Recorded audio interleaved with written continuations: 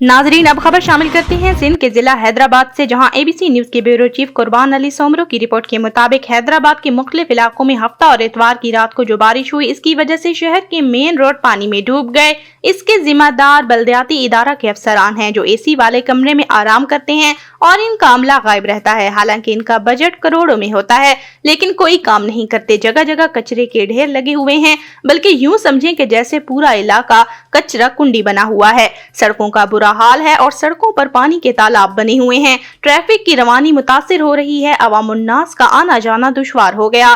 पर्दादार औरतों, बच्चों, खास तौर पर बुजुर्गों को बड़ी तकलीफ का सामना है। अहलियान इलाका की बल्दिया से अपील है कि बेचारी आवाम का खुश ख्याल करें और एसी वाले ऑफिस से बाहर निकलें ताकि आवाम की तकलीफ को दूर करें।